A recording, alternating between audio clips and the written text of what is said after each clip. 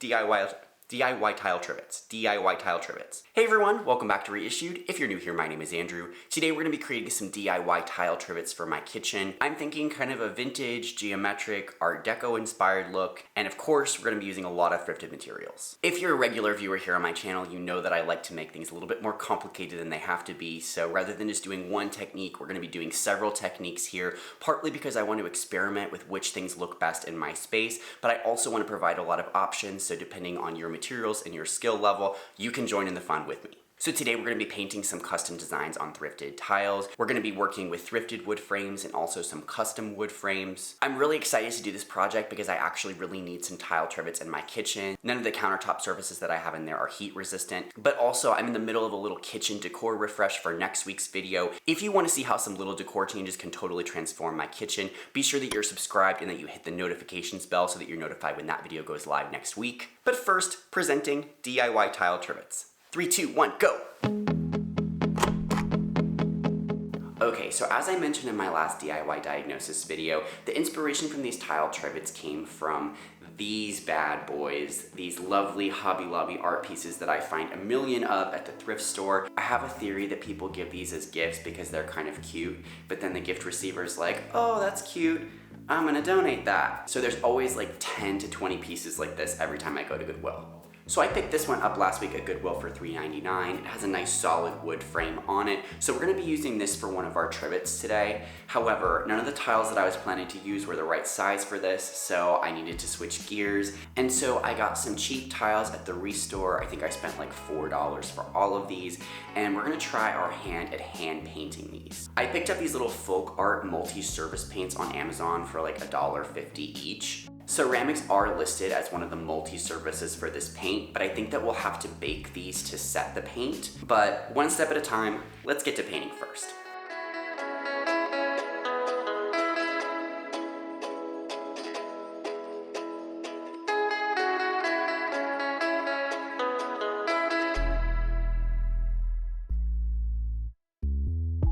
So as I was drawing inspiration and pulling patterns for this, one of the things that I was looking at is my classic MC Escher inspiration. I was thinking of doing something a little bit similar to what I have on the faux stained glass window in the bathroom. So I made a little template out of some paper and used that to kind of trace as I went.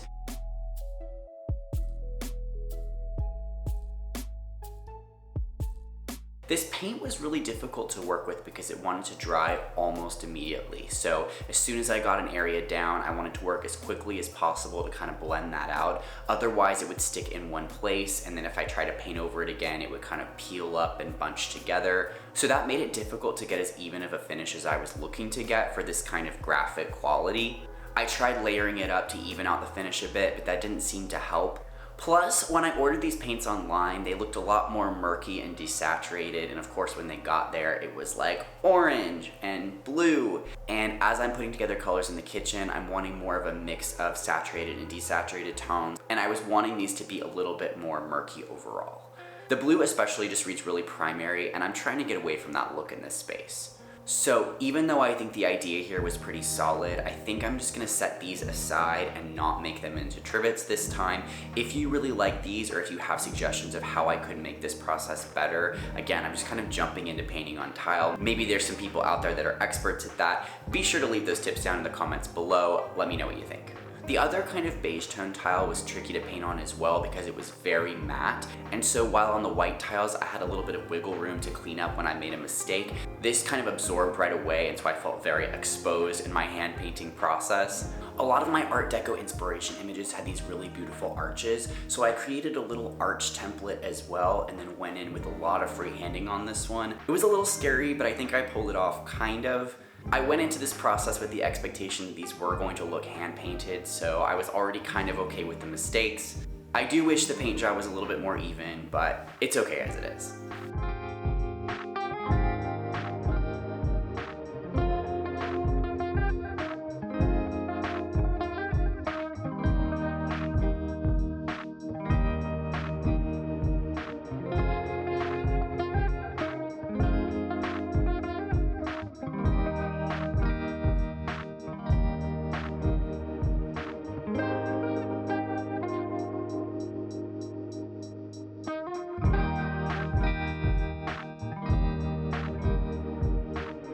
Alright, so now that we have all the tiles that we're going to use, we can start assembling our trivets. I have a lot of different pieces here, so let me talk you through the plan.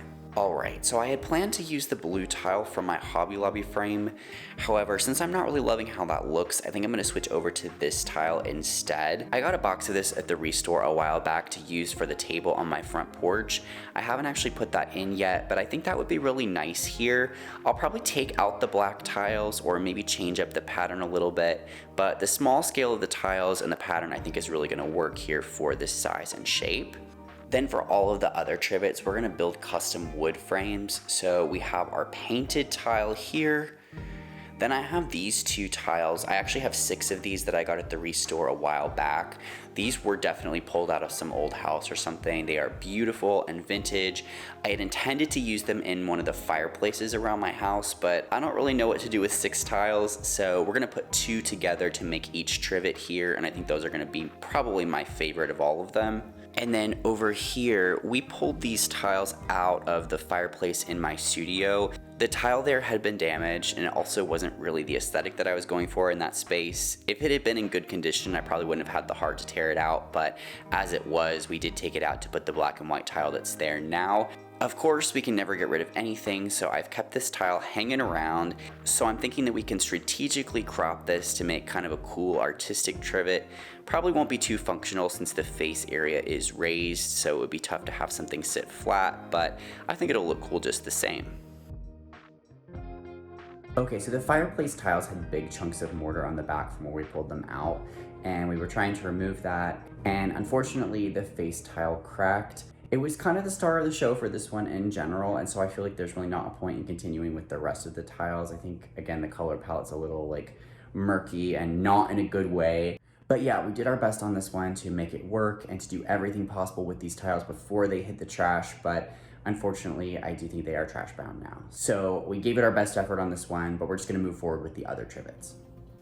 To build our custom frames, we're gonna use this mahogany piece that I got at the REISSUED store for $2 for the vintage tiles, and some leftover pine for my painted tiles. My dad and I start by cutting down the wood into 1/2-inch strips on the table saw. Then we miter the edges to the dimensions that we need so the 2 tiles can fit together inside.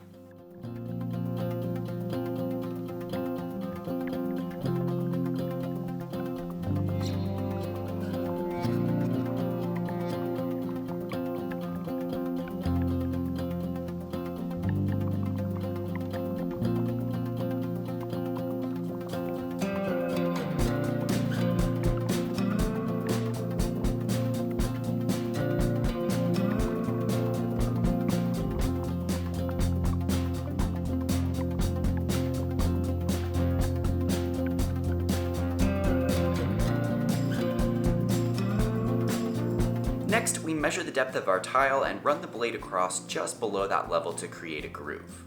We need to run it through a couple times to widen the groove enough for this piece of scrap wood paneling to slot inside.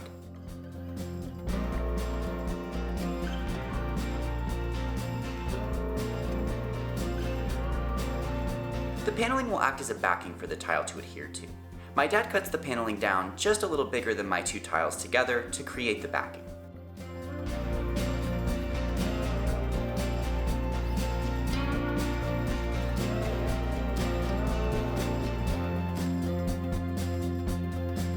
Since the painted tile trivet has only 1 tile, we can just make a notch in the top of the frame for the tile to sit on. Now we can assemble the boxes. We use wood glue and a corner angle clamp, and then lock it in with the nail gun.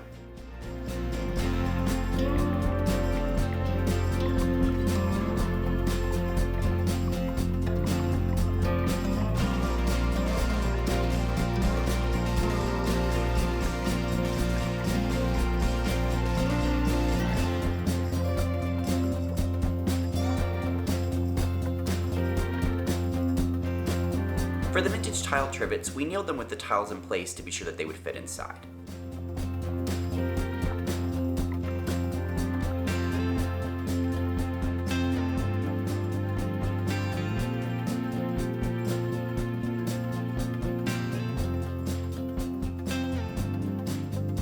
With all the frames assembled, I sand them down with the 100 and 150 grit sandpaper to smooth out any sharp edges or rough cuts.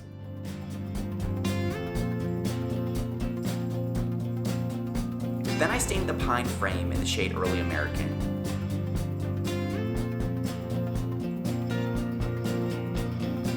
And then sealed all the frames with this butcher block oil and sealant that I used on my countertops. This brings out the beautiful natural color in the mahogany and provides a durable satin finish. For our Hobby Lobby frame, we cut a piece of 1/2-inch cement board to fit inside the frame. I'm using a vibrating saw here, but you could do this with a scoring tool as well. This will give a nice concrete surface for our small tiles and grout to adhere to. This also will build up the thickness of the base so that our tiles will sit flush with the edge of the frame, which is an important element for all of these to function properly as trivets. Alright everybody, so today was a pretty successful day. We now have all the pieces in place so that we can assemble these tomorrow. With the one painted tile that I'm going with, this Spoke Art paint does recommend heat sealing the paint, and it does recommend waiting 24 hours for the paint to dry before heat setting, but I don't have 24 hours, so we're gonna go ahead and pop these in the oven now.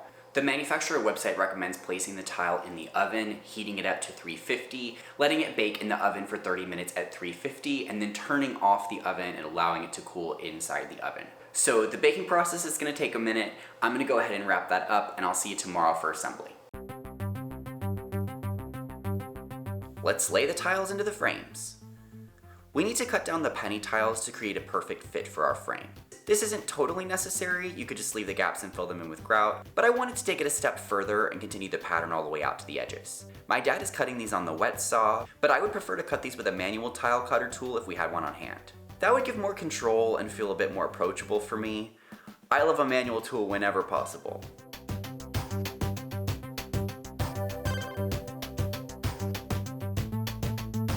To start assembly, I glue in the cement board with construction adhesive.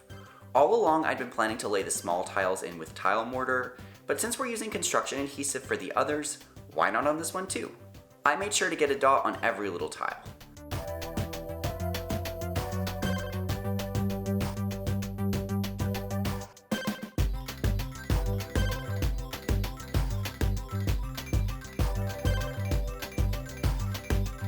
I was really worried this whole time that I was gonna run out of glue. This tube is pretty old and it's the only one I had on hand, so I was pretty stingy with the glue. But it worked out okay and I had enough for all the trivets.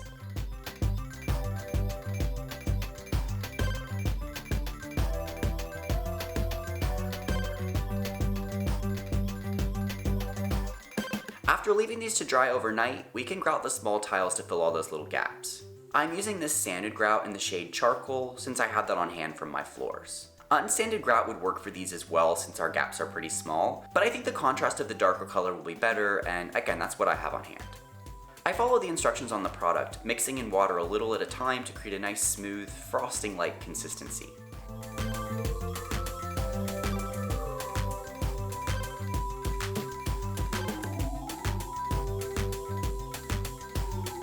I leave it for 5 minutes to set, then mix it up one more time. Then I can push it into all the little cracks with my spatula and grout float. After letting it settle in for 15 to 30 minutes, I use a damp sponge to wipe off the excess. I'm careful to wipe the edges to keep the wood clean. I wipe it again after it's dried further to remove any remaining grout on the tiles. And we're done.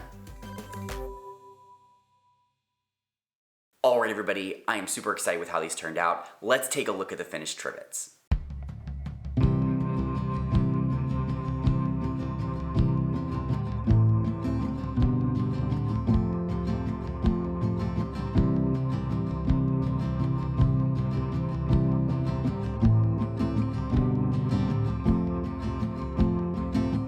First off, I love that we found a use for this thrifted Hobby Lobby art. There are always so many pieces like this at the thrift store, and also building the frames was a bit of a complicated process. So if you're more of a beginner DIY level, this would be a great place to start. Overall, I just love this hack.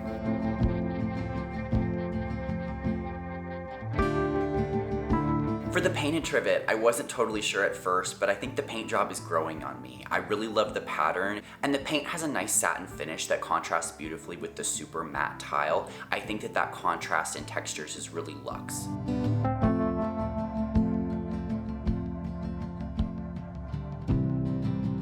And finally, even though I'm bummed that we couldn't make use of the fireplace tiles from my house, I'm really excited that we could rescue and find a use for these beautiful vintage tiles. These are beautiful and unique, and given that there were only 6 of them, I think these probably would have ended up in the trash if we hadn't saved them.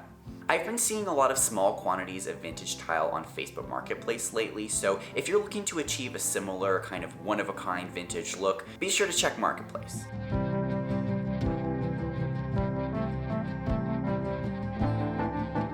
Thank you so much for joining me for this fun little project this week. I really hope you like how these turned out. If you want to see more DIY upcycling projects like this, be sure to hit the like button. If you want to check out my Kitchen Refresh video coming next week, be sure that you're subscribed. Thanks so much for watching. I'll see you guys soon.